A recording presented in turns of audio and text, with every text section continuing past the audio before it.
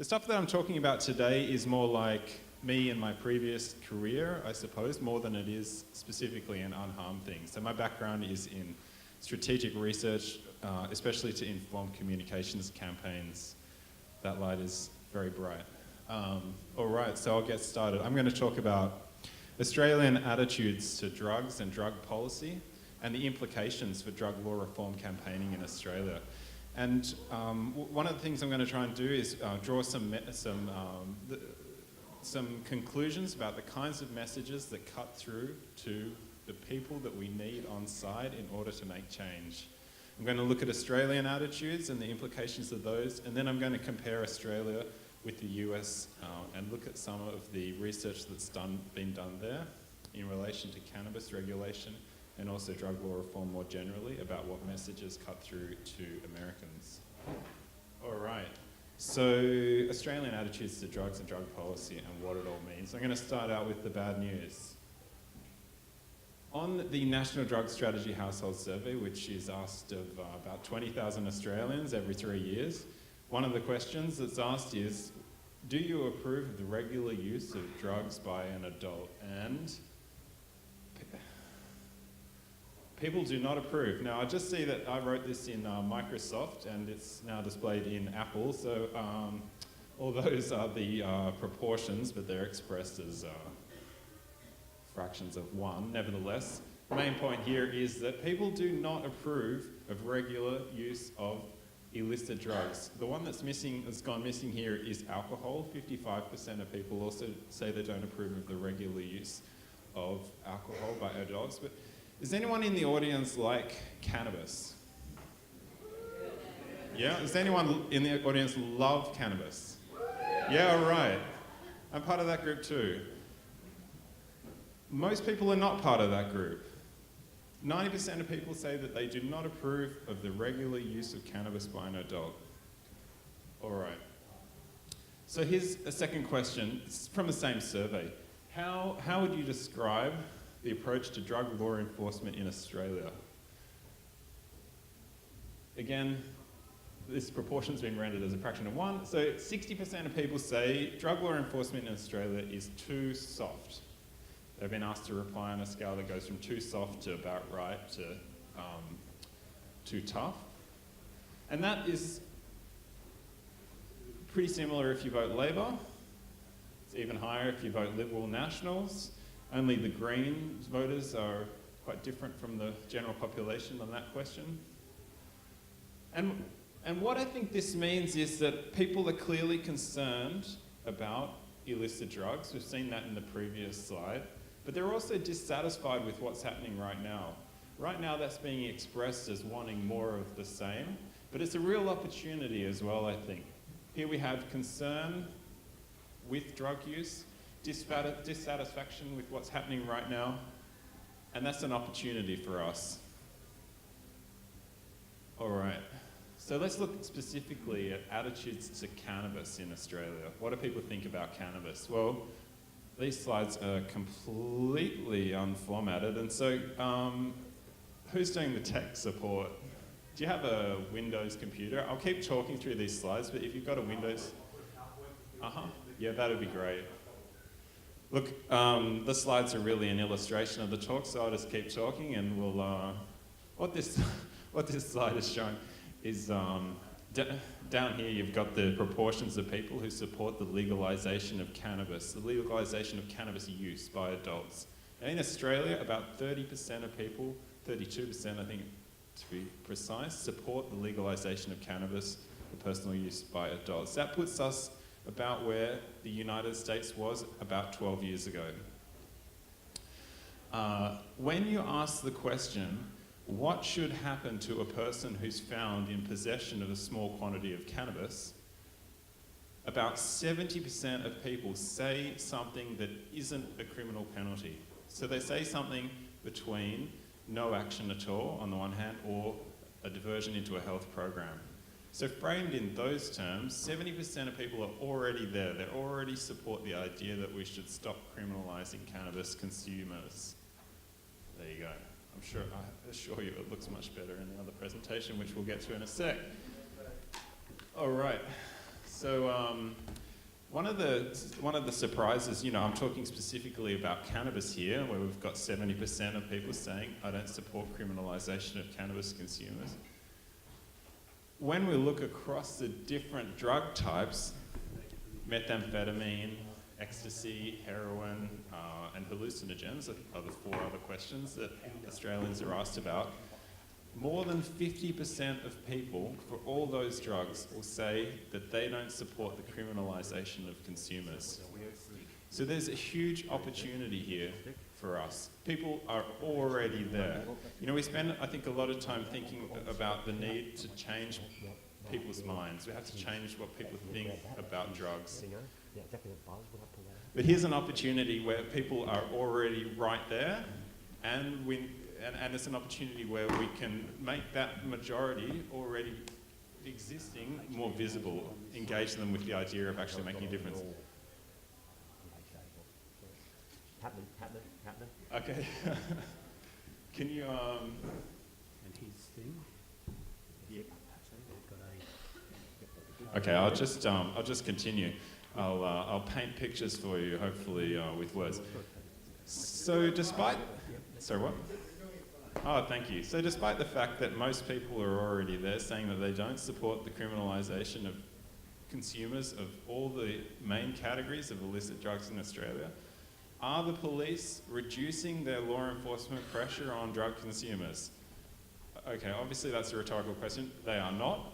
And over the last 10 to 12 years, we've in fact seen the number of drug consumer arrests in Australia increase from about 60,000 to about 80,000. About 83,000 Australians are arrested every year for a cannabis consumer offence, as in possession of a small quantity of drugs or consumption of drugs. Now, the talk is what is entitled. Okay. Limit 15. Question is great because I need a little guidance from my slides about what I was going to say next. Yeah. That is across 2001 through to 2013. So the last 12 years. Yeah, sure. Yep. Yeah, that's the first one that he had up. Good. I can present it all. Hang on. Sorry. Yep. Go present it all. Review. Review. Present it all. Just forward through that. Where was he up to? Past there. Yeah. Past So there. that terminology I think doesn't it was there. make that much of a difference, but I agree with the concept. That is, when you ask people what should happen to a person found in possession of drugs, they do, in what they say, oh, right, here we go. Here we are back in Microsoft land. I'm sorry about that. Oh, yeah. Oh, we need it on slideshow, though. Thank you. So this data is from the National Drug Strategy Household Survey, which the Australian Institute of Health and Welfare does. It's the big Australian survey of drug use and attitudes to drugs. There are other surveys that have been done where people are asked about decriminalisation. The figures are actually quite similar, whether you ask about legalisation or decriminalisation. Where you see the real difference is when you actually ask people to say what they think should happen. And when they actually have to think, oh, what should happen to that person who's found with a small quantity of cannabis? That's when they are much more likely to say, we shouldn't be criminalising that person. The words themselves, people are a bit iffy with. The concepts, though, clearly they support. Fantastic, here we go. All right, so here we are across all drugs. Right, big opportunity. We've got majorities already right there with us saying we should not be criminalising consumers of these drugs. And here's the figures. Okay, so this is Australian Crime Commission data. We are arresting 80,000 Australians every year for possession of small quantities of cannabis. Mostly 65% of those people are arrested for a cannabis possession offence. So, what I am suggesting here is that there's a big opportunity for campaigning on this particular issue to say we should stop criminalising the users of illicit drugs. And I'm going to talk a bit more about the other messages, but nevertheless, first of all, why stop criminalising consumers? Well, we've got great evidence that ending criminalisation increases social engagement and access into treatment for people who want it. There's nothing, the stigmatisation that comes from using an illicit drug pushes people away from treatment if they need it. And, and so in effect increases the social and health harms from drug consumption. Stopping criminalising users would involve no longer arresting those 80,000 people a year, therefore freeing up resources for programs that work. It would reduce the social burden of law enforcement, which is trying to be a subtle way of expressing the fact that arresting consumers to us all involves a massive intrusion of the state into our personal liberties. Now, when you say that to most voters, they don't really care about our personal liberties. But this is an attempt to express that in terms that might be more palatable to people. And lastly, for those of us in the cannabis community, I think that an ending the criminalisation of consumers that included cannabis home grow and removed criminal penalties from non-financial exchanges of cannabis would go a long way toward addressing some of the desires that we have for reform in relation to cannabis. It would also, for people who are more concerned about the amount of money that Australian criminal networks make from illicit drug sales, would also like the fact that ending criminalisation of home grows is going to remove a major source of revenue from the violent criminals whom they say they dislike. So why this issue? Well, existing public support. People are already there. We've got an empirical and a moral case that alternatives to criminalisation can reduce the harms of drug policy and drug use for net gain in social welfare and health. We've also got a lack of a correlation between the toughness of law enforcement and the rate of drug use. Now, I put that in brackets because reducing drug use shouldn't really be an objective of drug policy. In Australia, harm minimisation is the objective, and so drug use, a high rate of drug use that is less harmful shouldn't be a problem. Nevertheless, to be able to say, look, there's actually no evidence that being tough on consumers is even reducing the rate of drugs is strategically a big advantage for us. And the final one is that it's achievable within the current conventions. There's a real problem with the regulation of cannabis in that, the USA has been willing, or some states have been willing to go it alone and contravene the UN conventions. That I think is achievable in Australia as well, but let's just say that it's that there are still some barriers or obstacles there to cannabis regulation, for example.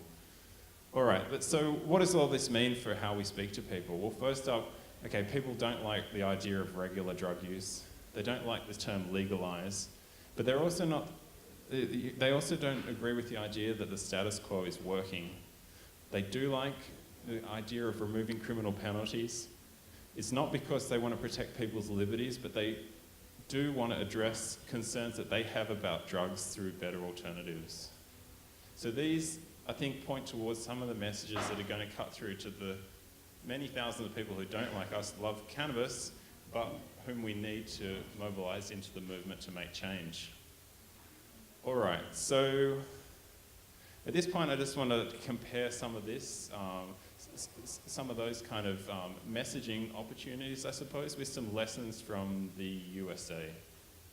So this is a chart where you can see all the states in blue that have regulated cannabis. Can't really see Washington, DC, because it's kind of small. But so we've got 5 US states now, including Alaska down on the left. And the others indicate ones where there is medical cannabis, regulated medical cannabis, or removal of criminal penalties for cannabis possession. So, very encouraging picture. Be good to see some more blue. This chart is showing right now, okay, this is US attitudes towards legalizing cannabis for personal consumption. So, 2012 saw the first successful balloted initiatives for regulated cannabis. That was about the point where nationally opinions crossed the 50% mark, which is actually budged from the 50% point, and it's been reformatted here. But nevertheless, imagine that's at 50%. About 2012, it crossed that point. In Australia, we are sitting at 32% right now, which is about where the US was 12 years ago. I didn't have the data prior to here, but the chart would, we didn't have that dip that the United States had. It's actually been about 30% in Australia for almost like the 15 to 20 years prior to what's shown here. But yeah, bear in mind, so we're 12 years behind the States in terms of when they got to regulated cannabis from where we are now in terms of public opinion. So when we start comparing the US with Australia, of course, they're very different countries. In the United States, reform was possible through ballot initiatives. That's not going to happen here. We're going to have reform through parliamentary initiatives. There's much more autonomy for the states in the US. And there's also a US national exceptionalism. Like the United States sees itself as different from all other countries in the world, which we don't have. We have less autonomy for the states, and also we're, I think, less likely to contravene UN conventions. The US had high levels of funding and campaign infrastructure, which just doesn't exist here in Australia right now. The Washington State campaign for regulated cannabis spent about $6 million on advertising. And that was just to shift opinions about 4 or 5% to get them over the line, to get the bill passed. The US, of course, also has long-standing medical cannabis regulation. Ours is, let's say, very new. And the US also had this very high-profile issue of the incarceration of people, especially for drug possession offences, which we do not have. We have quite low levels of incarceration. Okay. So bear that in mind. I'm going to work through some messages from the USA and then make some conclusions about what it means for here. So there's some great research that's been done into what worked, especially this particular paper was funded by the Open Society Foundation. It looks at the cannabis regulation campaigns in Washington State, in Colorado, and in Oregon, which failed, and draws out some of the messages for campaigning elsewhere. Sorry, the conclusions for campaigning elsewhere. All right. I've summarized this very briefly using smiley faces. These are messages that worked. Okay, people are not really interested in hearing about the effects of prohibition and what happened back when the United States made alcohol illegal. They're not really interested in that. I'm sorry, I made a mistake. Sorry, effects of prohibition. They're have very negative perceptions of what prohibition has achieved, drug prohibition has achieved right now. So they're very ready for messages about, for example, the failure of high levels of incarceration. But people don't like recreational cannabis. Most people don't smoke cannabis, and many people have negative perceptions of cannabis use. They have very positive perceptions of the idea of strong regulation, very negative perceptions of the idea that ideology should shape policy. Ideology as they understand it. What they love is hypothecation, which is a fancy way of saying the tax revenue we get from cannabis sales will be spent on things like treatment services or building schools like it is in Colorado. People love that stuff. Protecting youth, messages about protecting youth. They love that. That's what they're worried about. They're worried about their kids. If you can say this is going to be a better way of protecting your kids, that comes through saving law enforcement time and money, increasing tax revenue, taking money out of the hands of criminals, all those things really cut through to people. Cannabis safer in alcohol. Now that's something that a lot of us will be familiar with from the very high-profile Colorado campaign that Marijuana Policy Project ran. They said, you know, cannabis is safer than alcohol and therefore should be regulated. They liked that message. It was important to them. Didn't actually really cut through with voters that much. Here is what this turns out like. This is what cannabis regulation advertising in the United States look like. Alex Wodak always talks about how middle-aged mums with pearls on are going to be the people who make drug law reform happen, and here's one right here. So you can read that message, but essentially this is a TV ad with a mum saying, I don't like cannabis, but this is a much better alternative to address the concerns that I have. That's why I support the bill. So that was the Washington State Cannabis Regulation. All right. And then here are some examples of the campaign materials from the Washington, D.C. bill. And these are Drug Policy Alliance's materials. So here it's not about, hey, cannabis, what a fantastic thing it is. It's about, well, here with the racial disparity in arrest rates, and over here some of the costs that come with being criminalised for being a cannabis consumer. In this case, it's talking about how it diminishes your job opportunities. All right. Similarly, like another great piece of research that we can draw on is another one also done by the Drug Policy Alliance. And this is just a little first slide from their presentation. This is some strategic messaging research they did back in 2011. So it's not just cannabis regulation, it's talking about the war on drugs and drug reform in general. Their conclusion was they found that people from the left and the right showed a strong preference for war on drugs type messages at the start of the research. They were right there, they love that stuff, you know. But their minds can be changed. If you've got the right combination of messages, you can actually bring people across. So what are those messages? Okay, people don't like linear arguments. They do not want to hear the rational account of why whatever you're proposing is going to be a much better thing for them. What they like are associations of, what are called heuristic cues, knowing that a particular issue is, a particular side in the debate is supported by people like them, that's what they like. Comparing this issue to something else that they also have positive opinions about, that's the kind of stuff they like. Historical messages, people are not so interested in. But new solutions, you know, we can deal with your concerns better kind of stuff, they love that. The idea of evidence-based strategies, reducing harm and addiction, protecting kids and spending money wisely, all those things are messages that people respond positively to. Medicalising the problem, people are not so responsive to. You know, things like we should take this out of the hands of police and put it in the hands of the medical profession doesn't really cut through, at least not in the United States. And they're not interested in protecting liberties, even in the US where there's such a strong civil liberties tradition, which we don't have in Australia, so I would assume that that frowny face would be even frownier here. Okay, so in thinking about what conclusions or like what conclusions do we draw from the United States, I think it's really important to acknowledge that the task that we've got is different from the one that they had. They were trying to convince undecided voters on ballot initiatives to support a particular side. So they're always aiming their communications at the undecided voters. And so it's always those messages, you know, like the mum with the pearls.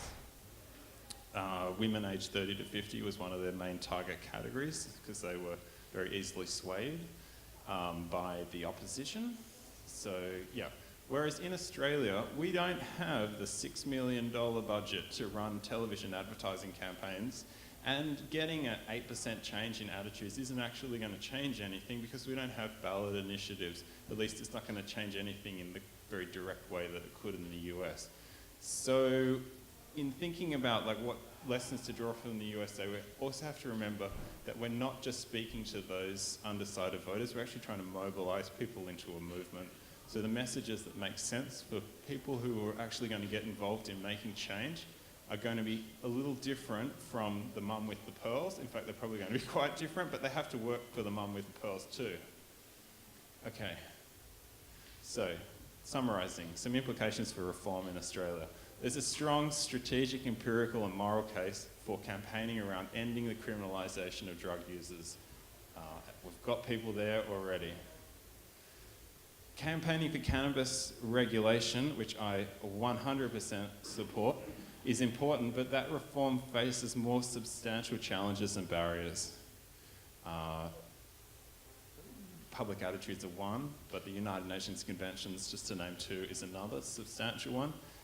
The social movement is going to be necessary here to make change. We need to engage big groups, big coalitions in making change, and so the case for reform has got to engage supporters. It's got to engage those people who are going to be the first ones to say, yes, I give a shit about this so much that I'm actually going to take action.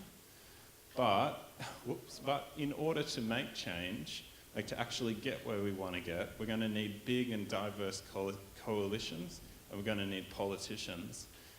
They'll be the change makers, and so the messages that we use and the ways that we present the issues have got to appeal to those people too. And that is the end. So I'm from Unharm.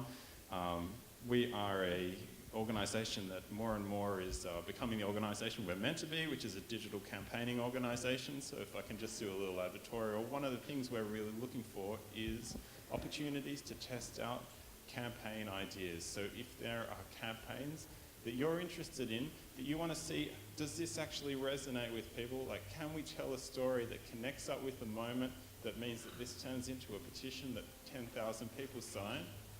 Please get in touch, www.unharm.org. We're very happy to work with anyone and everyone on identifying opportunities for campaigning in Australia. And that is the end. If you've got any questions, please do.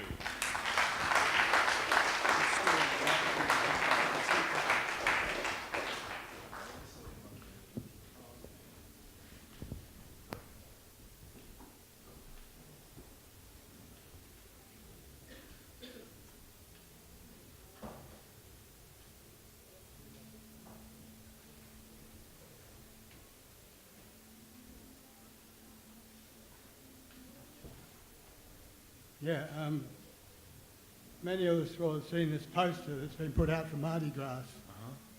It's headed, "My dealer is my healer." Would you agree that this sort of sloganeering is likely to advantage the anti-cannabis lobby because it feeds into their hands that if you legalise cannabis, you're going to force medicinal cannabis users, medical users, into the arms of the black market? Okay, so when we're thinking about communication, there are all sorts of different audiences, and messages need to be tailored to the particular audience. That message, I think, is very appropriate to an audience here in Nimbin, and you know, I think I carried the "My dealer is my healer" banner in the parade last year. That message is not going to be as resonant for the mum with the pearls. So it's about knowing the audience. I don't think it's a harmful message, no.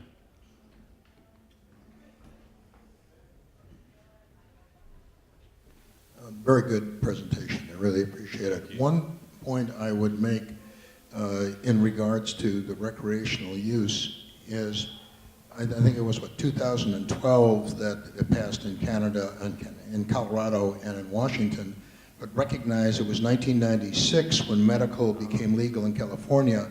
And I've been doing medical marijuana stuff since 2001, and I've seen a dramatic change in the attitude of the mainstream as we've taken the mystery away. So having the medical come first is helpful in demystifying and demonizing. I mean, I think jumping right to recreational is a bigger step than going medical first and then recreational. What do you think about that? Yeah, I mean, I think that the really clear example of that is the Colorado campaign versus the Washington State campaign, where Colorado had this almost like best practice in terms of medical cannabis, a great, highly regulated, well-run medical cannabis system, I suppose. And the recreational cannabis reforms essentially built on that foundation because people could already see that this was a drug that could be effectively regulated. And so, yeah, it made sense. There were shops. Why not let them sell them recreationally? So, yeah, I mean, Colorado, and that's why I think Colorado, I mean, they spent between $2 and $3 million on the ballot initiative. In Washington State, it cost about twice as much money, and the messages needed to be different because there wasn't that foundation. So yeah, I mean, absolutely, I agree that it provides a foundation. If people can see this works, the sky doesn't fall, absolutely it helps.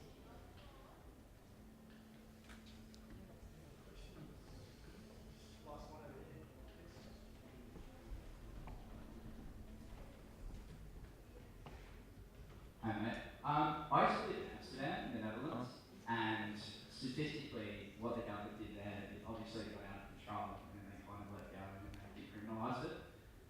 Statistically, if you look at it, drug use in Holland is a lot lower than the rest of Europe. Now, do you think with politicians, like ignorance plays Yeah, I know. So more Australians smoke cannabis than people in the Netherlands, even though they have, coffee shops where you can purchase cannabis legally. Yeah, and there have been multiple research studies that show, there's no correlation between being tough on cannabis or drug consumers and reduced drug consumption rates. But I think we can all agree that it's never been the case that drug policy has been based on scientific evidence. And so I think that expecting people to respond to rational arguments about the evidence, I don't think that that's the way forward. It's not how people work. We have habitual ways of thinking about particular issues. No one who isn't involved in cannabis law reform or drug law reform sits at home thinking, what is my position on the criminalisation of consumers? You don't do that. They just have habitual ways of thinking about the issue, and it's only when something shifts either the emotional, when there's something, an emotion that they feel that interrupts that habitual way of thinking, or if their setting is changed, if they are in a different mental or physical space, that's when you get changed. So it will be more emotive stories like we saw with the Haslams, with medical cannabis. That's where the opportunity is, rather than saying the evidence. All right, thank you very much.